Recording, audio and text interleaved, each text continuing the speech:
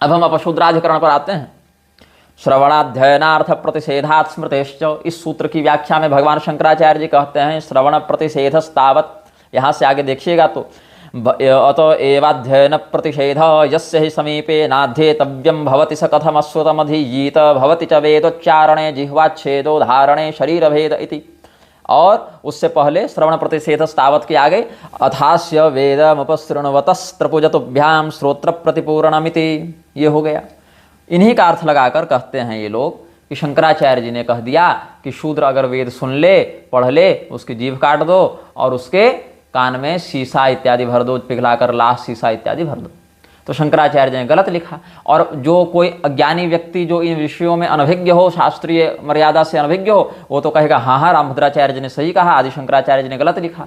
और कुछ महामूर्ख तो ऐसे भी आ गए जो कहते हैं आदि शंकराचार्य जी ने ये लिखा नहीं, ये तो बाद में प्रक्षिप्त करके किसी ने जोड़ दिया। वाह रे मूर्खों, अद्भुत मूर्खता है तुम्हारी। तो ये जो गिरधर मिश्रा है उर्फ रामभद्राचार्य है, उसको मैं थोड़ा आईना दिखा दूं, क्षमा करें देख तो नहीं पाएगा, मतलब बता दूं कि क्या बात है। एक होता है नेत्रांध, बहिर्नेत्रांध, एक होता है ज्ञानांध, विवेकांध। तो बहिर्नेत्रांध जो है, बाहर के नेत्र जिसके काम नहीं कर रहे, उसको अगर कुछ बताया जाए तो समझने का सामर्थ्य रखता है। किंतु जो ज्ञान नेत्रांध है, प्रज्ञा नेत्रांध है, वो बाहर की आंखों से सब देखता हुआ भी अंतर से अंधा होता है, वो कुछ देख नहीं पाता, समझ नहीं पाता।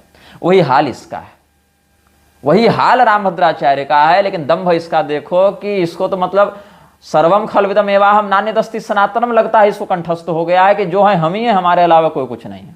तो इसके पाखंड की हम पोल खोलते हैं, बहुत पहले भी खोलते थे और आगे भी खोलते रहेंगे, क्योंकि न ये सुधरेगा और न हम डरेंगे। खैर, तो भगवान शंकराचार्य जी ने यह जो लिखा, क्या उन्होंने अपने मन से लिखा? क्या ये उनका मौलिक चिंतन है कि हम ऐसा अपने मान से मानकर चल रहे हैं, कि कहीं से उन्होंने उस सिद्धांत को ग्रहण किया?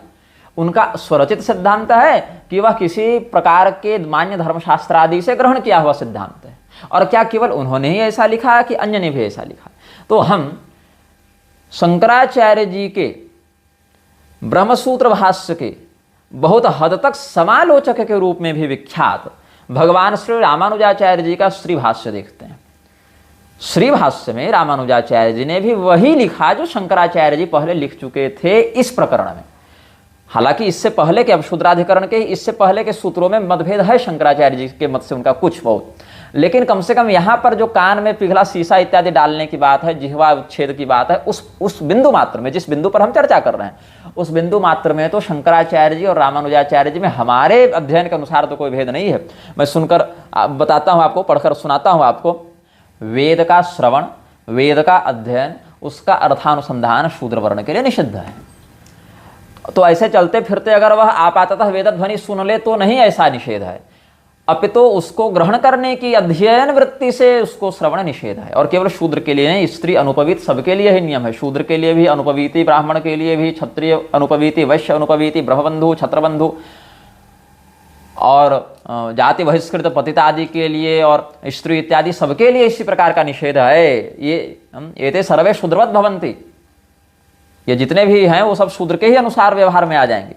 तो इसमें स्मर्यते च, उसमें आप स्मृतेश्च से वो सूत्र को अलग करके किया है। श्रवणादि निषेध अथ हास्य वेदमुपसृण्वतस्त्रपुजतुभ्यां श्रोत्र परिपूर्ण मुदाहरणे जिह्वाच्छेदो धारणे शरीर भेद इति। ये रामानुजाचार्य जी ने लिखा। मनुस्मृति का वचन दिया, न चास्योपदिशेत् धर्मम न चास्य व्रतमादिशेत्। और वशिष्ठ स्मृति का भी संदर्भ दिया था, मनुस्मृति का भी दिया। अतः शूद्रस्यान अधिकार इति सिद्धम। तो रामभद्राचार्य को यह भी कहना था कि शंकराचार्य जी ने जो गलती कर दी, जो भूल कर दी, वही रामानुजाचार्य जी ने भी भूल कर दी, यही कह देना था। लेकिन रामानुजाचार्य जी को क्यों छोड़ दिया? शंकराचार्य जी क्या अपने मन से लिखे? उन्होंने तो शास्त्र का संदर्भ देकर लिखा, और उस शास्त्रीय संदर्भ का अनुसरण रामानुजाचार्य जी ने भी यथावत किया है। और जब रामानुजाचार्य जी ने अनुसरण किया तो क्या अन्य आचार्यों ने नहीं किया? बोले शंकराचार्य जी के पूर्णतया विरोधी नहीं है रामानुजाचार्य जी, मतलब वो भी विशिष्ट अद्वैतवादी हैं, लेकिन मध्वाचार्य जी तो पूर्ण द्वैतवादी हैं। तो मध्वाचार्य जी ने तो कम से कम विरोध किया होगा इस प्रकरण में भी। बोले अन्य में तो विरोध हो सकता है, इस प्रकरण में मध्वाचार्य जी का भी इनसे विरोध नहीं है। कैसे नहीं है? तो कहते हैं श्रवणे त्रपुजतोभ्याम श्रोत्र परिपूरणम अध्ययने जिह्वाच्छेद अर्थावधारणे हृदय विदारणमिति प्रतिषेधात् नाग्निर्न यज्ञः शूद्रस्य तथैवाध्ययनम कुतः। इस प्रकार से कह दिया।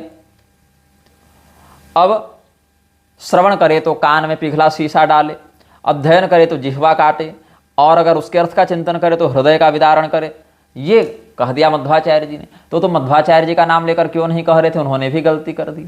तो क्या ये तीनों आचार्य एक साथ सभी सूत्रों के विरोधी हो गए?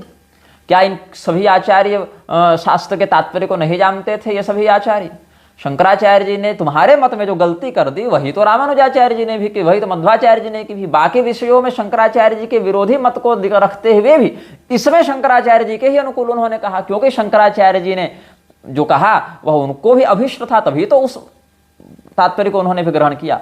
हाँ, ये जरूर है कि शंकराचार्य जी के तात्पर्य के यहाँ ग्रहण करने में शंकराचार्य जी को स्रोत मानकर ग्रहण किया, ऐसा नहीं।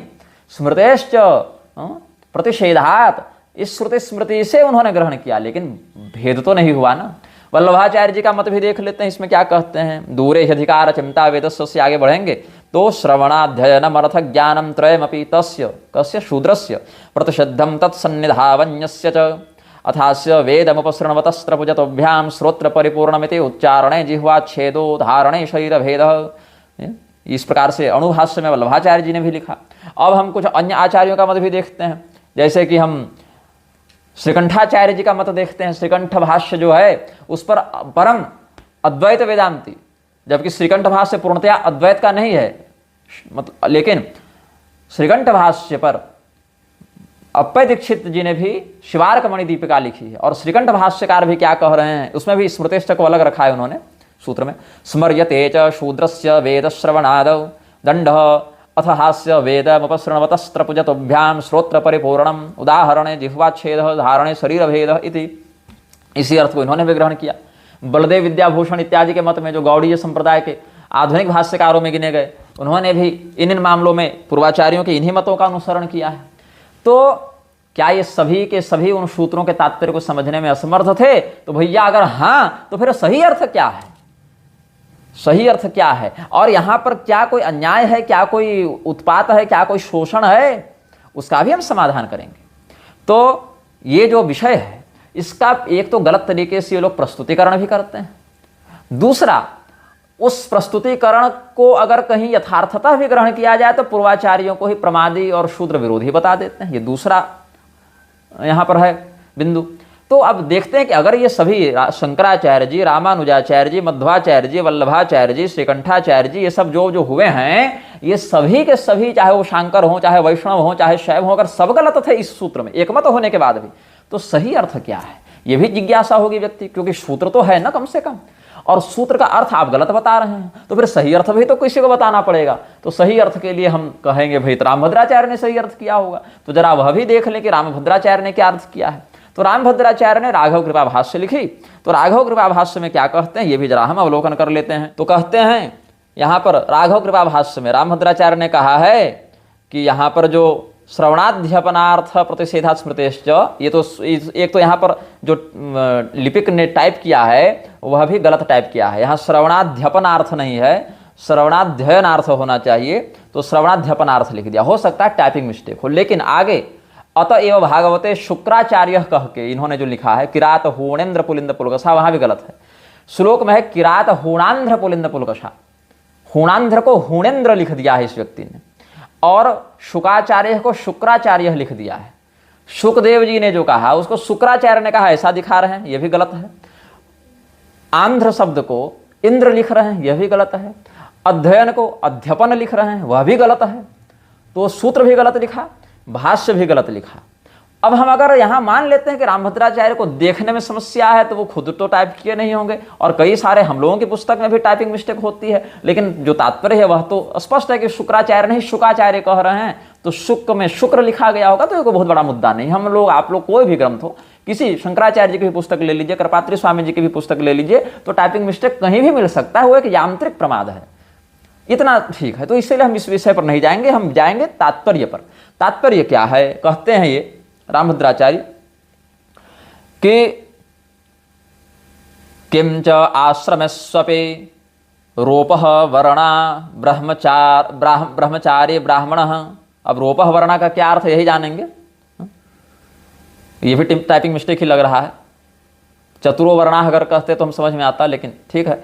ब्रह्मचारी ब्राह्मण गृहस्थ क्षत्रिय वानप्रस्थो वैश्य यतिस्तूर्य यथा शूद्रानुपवीति त्यक्त वेद क्रिय स संन्यासस्यापि यदि अकृत संध्या संन्यासी मोक्षाधिकारी तर्हि कथम न शूद्र इति एवं शुभ परमात्मा निश्चयेन द्रविति यस्मिन् स शूद्रः। ये कह दिया। क्या कह दिया?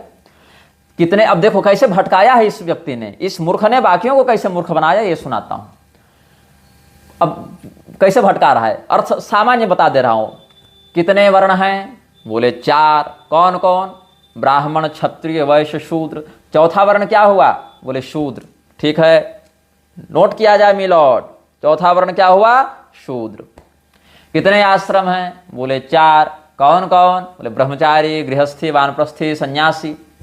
चौथा आश्रम क्या है? बोले सन्यासी। नोट किया जाए मिलॉट। तो चौथा वर्ण क्या है? शूद्र। चौथा आश्रम क्या है? सन्यासी। बुद्धि देखो रामभद्राचार्य की क्या लिखा है इसने। तो चौथा वर्ण और चौथे आश्रम में समानता है कि असमानता है? बोले समानता कैसे हो सकती है, वो वर्ण की बात है। बोले आश्रम की बात है, ये अलग बात है, वो अलग बात है। कैटेगरी एक हो तब ना समानता, श्रेणी अलग अलग है तो कैसे समानता? बोले नहीं, समानता है। कैसे? शूद्र जनेऊ पहनता है? बोले नहीं, शूद्र का तो जनेऊ धारण नहीं है। सन्यासी जनेऊ पहनता है? जाकर शंकराचार्य को देखो तो नहीं, वो भी नहीं पहनते हैं। शूद्र वेद पढ़ता है? बोले नहीं, उसका तो निषेध बता रहे हैं। और सन्यासी वेद पढ़ता है? बोले सन्यासी वेद नहीं पढ़ता है। क्यों नहीं पढ़ता है भाई? क्योंकि जनेऊ नहीं है शूद्र के समान। ये संध्या में अधिकृत है? बोले नहीं। वो सन्यासी संध्या करता है? बोले नहीं। क्यों? अकृत संध्या है, वेदाधिकारी नहीं होने से। तो सन्यासी का मोक्ष होता है कि नहीं? बोले हाँ होता है। तो शूद्र का क्यों नहीं होगा? बोले बिल्कुल होगा। देख रहे हो कैसी बात को घुमाया इसने, कहीं की बात को कहीं जोड़ा है इसने। विवस्त्रा का विशिष्ट वस्त्रार्थ लगाने वाला कितना मूर्ख होगा और व्याकरण का कैसा बलात्कार करता होगा, ये समझने के लिए बहुत दिमाग की जरूरत नहीं है।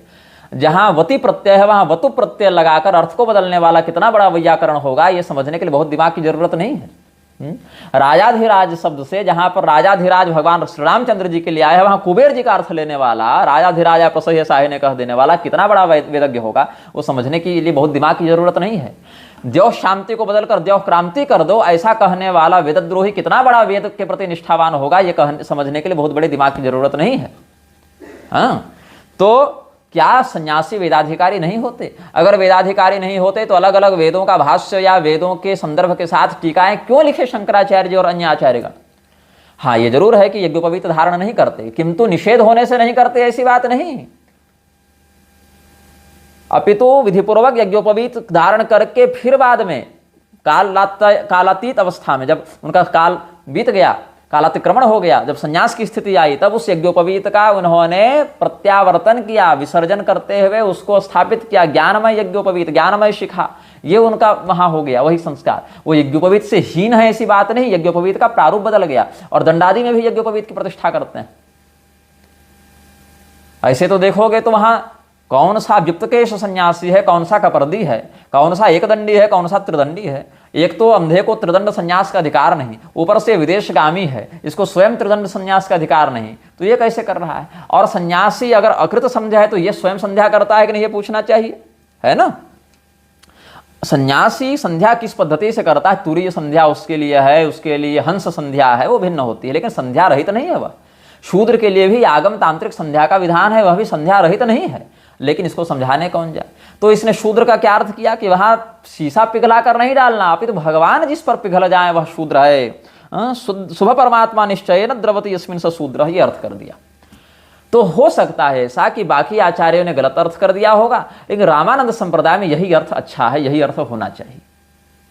अगर ऐसा मान लें तो एक और आपत्ति आती है। रामानंद संप्रदाय में रामभद्राचार्य ने भाष्य तो अभी 15-20 साल पहले लिखा, 10 साल 20 साल पहले लिखा, 30 साल पहले लिखा, मतलब इसी पीढ़ी में लिखा। लेकिन इन लोगों के अनुसार रामानंदाचार्य जी ने एक आनंद भाष्य लिखा था पहले। हालांकि वो आनंद भाष्य रामानंदाचार्य जी ने लिखा कि भगवदाचार्य ने लिखा, इस पर तो बाद में विचार करेंगे, किंतु रामानंदाचार्य जी के लिखे हुए के रूप में अगर हम आनंद भाष्य को प्रामाणिक मानते हैं, इस पक्ष के आधार पर अगर चिंतन करें, तब भी एक समस्या यह आती है कि अब हम आपको आनंद भाष्य पढ़कर सुनाते हैं जो अब शूद्राधिकरण में लिखा गया है इसी सूत्र की व्याख्या में, हालांकि वहां स्मृतेश्च को साथ में जोड़ा है। कहते हैं रामानंदाचार्य जी अगर इसके लेखक हैं तो भी देख लो, इतोपिनाधिकार शूद्रस्य यतस्तस्य वेदश्रवण तदध्ययन तदर्थ ज्ञान तदनुष्ठान प्रतिषेध स्मर्यते। तत्र श्रवण प्रतिषेध तो गौतम स्मृति का वचन देकर कहते हैं, अथ हास्य वेदमुपसृण्वतस्त्रपुजतुभ्याम श्रोत्र प्रतिपूर्णम उदाहरणे जिह्वोच्छेदोदाहरणे शरीर भेद और न चास्योपदिशद धर्मम न चास्य व्रतमादिशेत, ये सब। तो भगवान शंकराचार्य जी ने जो भाष्य में वर्णन किया और जिन जिन संदर्भों के साथ वर्णन किया,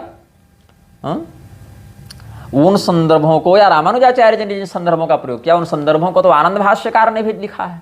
तो आनंद भाष्य में भी वही बात लिखी हुई है कि पिघला शीशा डालो और जिह्वा काट दो और हृदय विदारण कर दो, ये सब तो आनंद भाष्य में भी लिखा हुआ है। आनंद भाष्य को रामानंद संप्रदाय वाले प्रामाणिक मानते हैं कि अप्रामाणिक मानते हैं, इस पर चिंतन हो। मेरा प्रश्न रामानंद संप्रदाय वालों से 3 है।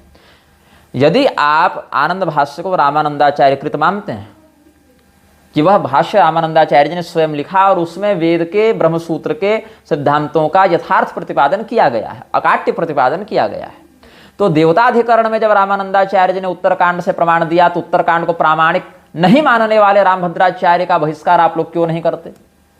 पहला बिंदु, क्योंकि देवताधिकरण में आनंद भाष्य में तो उत्तरकांड से 4 श्लोक प्रमाण में दिए हैं, उत्तरकांड के संदर्भ के साथ दिए हुए हैं।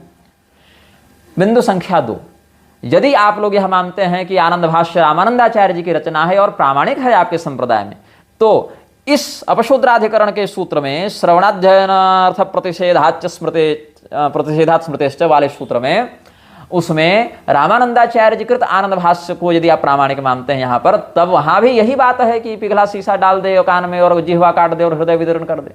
तो उस स्थिति में रामानंदाचार्य जी ने क्या वही गलती नहीं की जो रामभद्राचार्य के मत में शंकराचार्य जी ने की थी?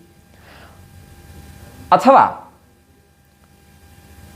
यह मानना पड़ेगा कि आनंद भाष्य की रचना अगर किसी और ने की तो आप आनंद भाष्यकार को भी, चाहे वो कोई और हो, इस मामले में दोषी क्यों नहीं मानते कि हाँ आनंद भाष्य के कारण भी यह धर्म परिवर्तन हुआ, आनंद भाष्य के कारण लोग ईसाई बने, यह भी मानना चाहिए।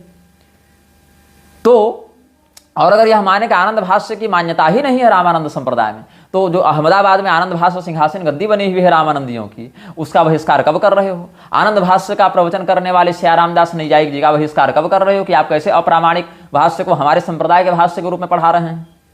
तो क्या मानते हो, पहले इस पर तो एक मत हो लो। यदि तुम आनंद भाष्य को प्रामाणिक मानते हो तो उत्तरकांड को भी प्रामाणिक मानना पड़ेगा, एक कान में पिघला शीशा डालने के बाद ही प्रामाणिक माननी पड़ेगी। जो आरोप तुम शंकराचार्य पर लगा रहे हो कि उन्होंने भाष्य में लिख दिया इसीलिए लोग ईसाई बन गए, वही आरोप तुमको रामानंदाचार्य जी के ऊपर भी लगाना पड़ेगा कि आनंद भाष्य के कारण लोग ईसाई बने।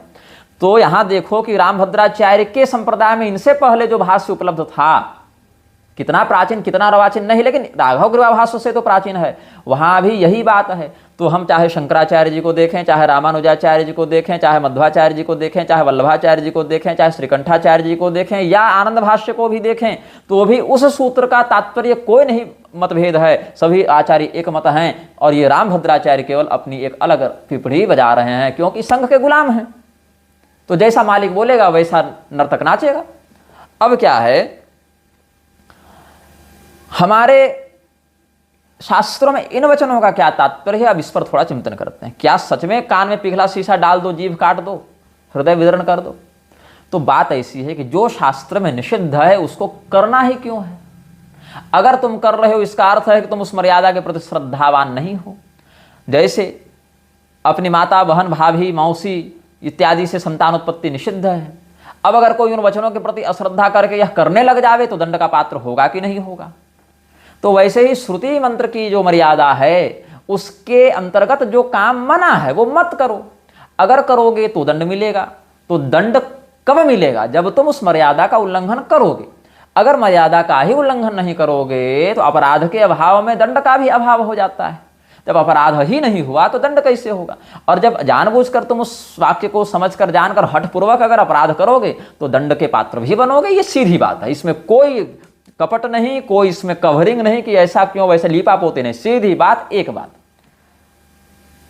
शास्त्र में निषेध है, तुम उस निषेध वाक्य के प्रति श्रद्धावान नहीं होकर भी अगर उस मर्यादा का उल्लंघन करोगे और तुम्हारे उस हठ और अज्ञान के कारण वह मर्यादा अगर विकृत होगी तो तुम दंड पाओगे। सीधी बात। हाँ, लेकिन यह बात भी चिंतनीय है कि क्या सीधे पिघला शीशा डाल ही देना है, क्या सीधे जीभ काट ही देनी है? तो बात ऐसी है कि शीशे का तापमान क्या है पिघलने वाला, मेल्टिंग पॉइंट क्या है, और उस मेल्टिंग पॉइंट तक पहुंचाने के लिए कितना ईंधन लगेगा, और वो ईंधन कहाँ कहाँ संभव है उपलब्ध कराना।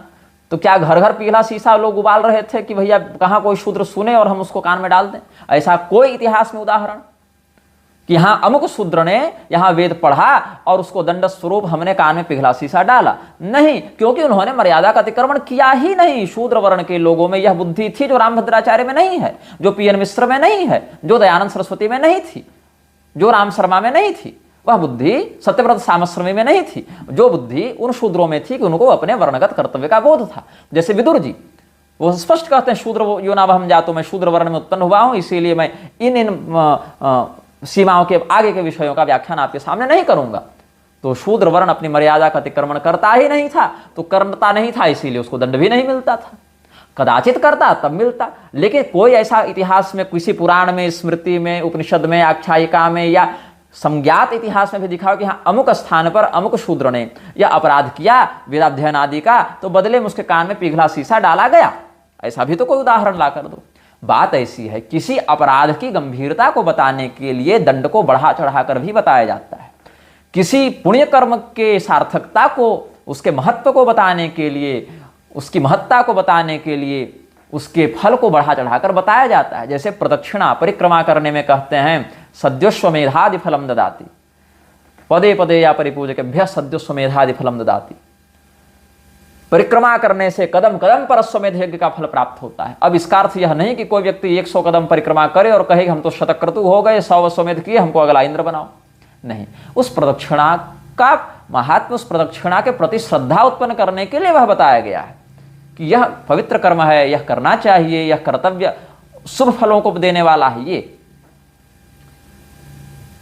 जैसे कोई माता अपने पुत्र को मेरा राजा बेटा ऐसा कहती, इसका अर्थ नहीं कि वह राज्याभिषेक से युक्त होकर करग्राही शासक हो जाता है, अपितु उस पुत्र के प्रति प्रेम को व्यक्त करने के लिए, उस पुत्र को प्रोत्साहित करने के लिए कि मैं इससे प्रेम करूंगी तो मेरी बात मानकर अच्छा व्यक्ति बनेगा, इसके लिए उसको लाड़ प्यार करने के लिए बताती है वह माता, राजा बेटा है मेरा। तो राजा बेटा का अर्थ नहीं कि वो उस क्षेत्र का राजा शासक मंडलाधिप हो गया, ऐसा नहीं है। तो अर्थवाद भी एक प्रकरण होता है जहां पर किसी पुण्य के महत्व को समझाने के लिए उसके फल को ऐसे प्रस्तुत किया जाता है कि लोग उसके प्रति आकर्षित हों, और किसी अपराध की गंभीरता को बताने के लिए उसके दंड को ऐसे प्रस्तुत किया जाता है कि लोग उससे डरें और वो काम ना करें। ये है वहां।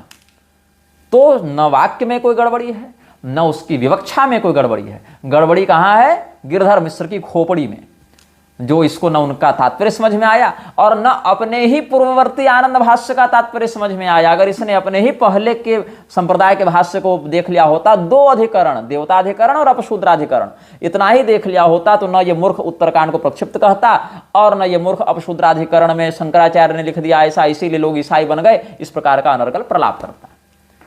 बाकी ज्ञानपीठ पुरस्कार पीठ में टांग कर घूमते रहो, उससे क्या हो जाएगा? उससे क्या हो जाएगा? तो ये जो तात्पर्य है, इसमें हिंदुओं के साथ समस्या क्या है? एक तो शास्त्रीय बातों को बोलने के लिए जो बैठा है उसको स्वयं नहीं पता है वो बोल क्या रहा है। उसके वक्तव्य में बहुत बड़ा हिस्सा नेताओं के और विधर्मियों के प्रभाव का अंश है कि संघ ऐसा कहता है तो आर्य समाज ऐसा कहता है, तो बीजेपी ऐसी कहती है, तो नेता ऐसे कहते हैं, तो कांग्रेस ऐसे कहती है, तो ये हम कैसे बोल दें, यहाँ कानून यह कहता है, उसमें फंसा है। उसका साहस नहीं कि वह यथार्थ बोले, उसका साहस नहीं कि उसका वह कहे कि हाँ श्लोक लिखा है, तो क्या कहेगा फिर? कह देगा प्रक्षिप्त है, मिलावटी है। तो जो व्यक्ति मंच पर बैठा है वह शास्त्र के बोध से युक्त नहीं। बोध है तो उसमें कानून के विरुद्ध जाकर धर्म के विषय में स्पष्ट कथन करने का साहस नहीं। दोनों बातें अगर उसमें है तो समाज को उस शैली में समझा नहीं पा रहा है कि समाज उसको ठीक से समझ जावे। कहीं बोध का अभाव, कहीं साहस का अभाव, कहीं शैली का अभाव, और यही कारण है कि ये लोग इस प्रकार का भ्रम फैलाते हैं और शास्त्रीय आचार्यों के विषय में प्रलाप करते हैं। तो शंकराचार्य जी ने कुछ गलत नहीं लिखा, रामानुजाचार्य जी ने, मध्वाचार्य जी ने, वल्लभाचार्य जी ने, श्रीकंठाचार्य जी ने, आनंद भाष्यकार ने कुछ गलत नहीं लिखा, वहां सही लिखा। लेकिन उस सही को सही समझने लायक तुम पहले बन तो जाओ, उतने बुद्धिमान तो हो जाओ, उतने विद्वान तो हो जाओ। अब शंकराचार्य जी के जो अनुयायी हैं वो इस विषय में शंकराचार्य जी का मत कैसे रखेंगे, क्या रखेंगे, ये तो भविष्य का विषय है। ये तो देखने का विषय है, श्रव्य द्रष्टव्य विषय है, लेकिन मुझे पूरा विश्वास है कि इस विषय में कोई ठोस विरोध उधर से भी नहीं आएगा। क्यों? क्योंकि सामने वाला रामभद्राचार्य है, उसके पास इतना पॉलिटिकल प्रेस नेटवर्क है, पैसा है, अंधभक्तों की फौज है कि लोग चाहते नहीं उससे उलझना। लेकिन हमसे सब उलझने आएंगे, हमसे सब उलझने आएंगे, क्योंकि यहाँ पर उनको यह है कम से कम ये गुंडे भेजकर हमें पिटवाएगा तो नहीं, इतना तो है। इसी से हमारी सज्जनता का परिचायक है कि कम से कम रामभद्राचार्य अन्य लोगों के समान हम अपने विरोध करने वालों को गुंडा नहीं भेजवाते हैं, उनको वारंट जारी नहीं करवाते हैं। जैसे विद्या भास्कर जी के ऊपर रामभद्राचार्य ने वारंट निकलवा दिया था कि उसको घसीटते हुए मेरे सामने लेकर आओ, गुरुदक्षिणा दो मुझे, ये जो कर दिया था, ऐसा मैं नहीं करता हूं कम से कम। तो इसीलिए सिद्धांत की दृष्टि से इन आचार्यों का मत अपशूद्राधिकरण में श्रवणाध्ययनार्थ प्रतिषेधा स्मृतिश्च वाले विषय में एक मत है। रामभद्राचार्य उस सूत्र के तात्पर्य को समझने में असमर्थ रहा। गिरधर मिश्र की मूर्खता है कि उसने अपने ही पूर्ववर्ती भाष्य को नहीं देखा, अपने ही रामानंद संप्रदाय के अंतर्गत, और जो कथन आदि शंकराचार्य जी के विरुद्ध उसने दिया वह न केवल निंदनीय है अपितु काढ़ी के जूता कपार में दीजे के स्तर का है। तो जिन लोगों को कहना है कि भाई तुम संध्याय भाषा का प्रयोग करो, मैं उनसे हाथ जोड़कर निवेदन करता हूं, निर्मल चैतन्य स्वामी जी से, विद्या भास्कर स्वामी जी से, ब्रह्मानंद सरस्वती जी से, सबसे मैं हाथ जोड़कर निवेदन करता हूं, यहां संध्या भाषा है मेरी, आपकी भाषा बड़ी निष्णात है, बड़ी ये आप भाषाविद हैं, आप प्रबुद्ध हैं, हम तो असभ्य हैं लेकिन आप हैं, तो आप इतनी कृपा करें कि ऐसे विषयों में संध्याय भाषा से ही सही, लेकिन इन लोगों का खंडन करें और उस खंडन के माध्यम से लोगों को आलोकित करें। क्योंकि भैया हम प्रयास करके देख रहे हैं, बहुत निष्ठा से, मैं सच कर रहा हूँ, बहुत निष्ठा से ईमानदारी से मैं प्रयास कर रहा हूँ, बहुत एकदम बिल्कुल किसी कपट के बिना मैं कह रहा हूँ, बहुत मैं प्रयास कर रहा हूँ, लेकिन इनका लक्षण नहीं कि इनसे हम तमीज से बात करें, इनका लक्षण नहीं है, ये अधिकारी नहीं है उस भाषा की। मैं बहुत प्रयास करता हूं लेकिन अधिकारी नहीं है। आप सुन लीजिए उस व्यक्ति का पॉडकास्ट या इंटरव्यू, आप कदम कदम पर कहीं क्या बोल रहा है, मतलब वो आप सुन लीजिए, स्वयं जो अनुभव करेंगे। तो प्रयास करता हूं। अभी देखिए सियाराम दास ने कुछ कहेंगे क्या, क्या कहेंगे, या जो राजेंद्र दास जी हैं वो कुछ कहेंगे क्या?